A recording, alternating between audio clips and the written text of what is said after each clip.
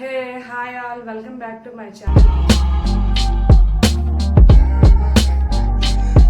ఈరోజు new moms ఏం తినొచ్చు, ఏం తినకూడదు, 6 months లోపు ఏం తినొచ్చు, 3 months లోపు ఏం తినొచ్చు, 1 month లో ఏం తినొచ్చు, ఏం తినడం వల్ల మంచిది, ఏం తినడం వల్ల ఎఫెక్ట్ అవుతుంది, ఏ ఫుడ్ అయితే అసలు తినకూడదు అనే వాటన్నిటి గురించి కూడా ఈ ఒక వీడియోలో డిస్కస్ చేద్దామా.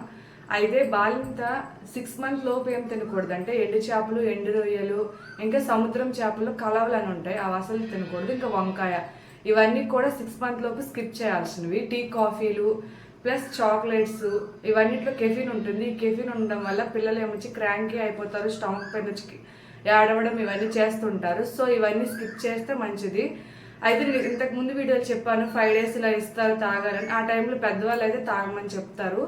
సో అందుకే 5 days ఇంత తర్వాత ఆపేయాలి. దానివల్ల మిల్క్ కూడా తగ్గిపోయే ఛాన్సెస్ ఉంటుంది ఈ టీ కాఫీల వల్ల. అందుకే మ్యాక్సిమం ఎన్ని రోజులు అయితే మనం బేబీస్కి ఫీడ్ ఇస్తామో అన్ని రోజులు కూడా ఈ టీ కాఫీలు మానేస్తే బెస్ట్ అనమాట.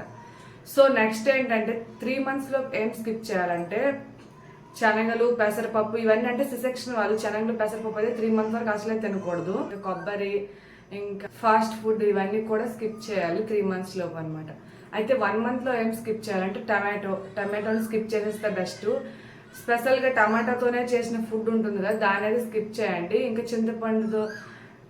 చింతపండుతో చేసిన రసం అంటే ఏం కూడా చింతపండుతో చేసే ఐటమ్స్ 1 month లో తినకూడదు. ఫ్రూట్స్, దుంపలు, ఇంకా మామిడికాయతో కూడా తినకూడదు ఆ 1 month లోపు అనమాట. సో ఇవన్నీ 1 month లో తీసుకోకూడని ఐటమ్స్ అనమాట. ఇంకా ఆకుకూరలో ఏంటంటే గోంగూర, పుదీనా, ఈ 2 స్కిప్ చేయాలి. పుదీనాలో యాంటీ గెలాక్టోకాక్స్ ఉంటుంది. దీనివల్ల మిల్క్ అనేది తగ్గిపోయే ఛాన్సెస్ ఉంటుంది. అందుకని చెప్పి పుదీనాని ఇంకా గోంగూరని స్కిప్ చేయాలి. ఆకుకూరలో మిగిలినవి పాలకూర, ఇంకా తోటకూర ఇవైతే ఖచ్చితంగా తీసుకోవాలి. ఇవి చాలా యూస్ఫుల్. అందుకని చెప్పేసి ఇప్పుడు మనం ఏమేమి తినవచ్చు దాని గురించి డిస్కస్ చేద్దామా. గోధుమతో చేసిన రోటీ కూడా తినొచ్చు. అయితే నేను ముందు వీడియోలో బ్రెడ్ తినాలి, బ్రెడ్ నేను స్కిప్ చేయకండి, మైదా ఉంటుందని చెప్పాను. దానికి గోధుమతో చేసిన బ్రెడ్ తీసుకోండి అని చెప్పాను. అది ఆ క్లిప్ కట్ అయిపోయింది, అందుకని చెప్పి దీంట్లో యాడ్ చేస్తున్నాను. సో ఆ మైదాతో చేసిన బ్రెడ్ కాకుండా గోధుమతో చేసిన బ్రెడ్ని తీసుకోండి. ఫస్ట్ మామిడి బద్దలతో చేసిన చారు ఖచ్చితంగా తీసుకోవాలి. ఇంకా కందిపప్పు, డ్రై ఫ్రూట్స్, ఎగ్, పాలు, ఇంకా బీరకాయ, దొండకాయ, బెండకాయ ఇలాంటి కర్రీస్ అన్నీ కూడా తీసుకోవచ్చు. చిక్కుడుకాయ, ఆనపకాయ, తోటకూర,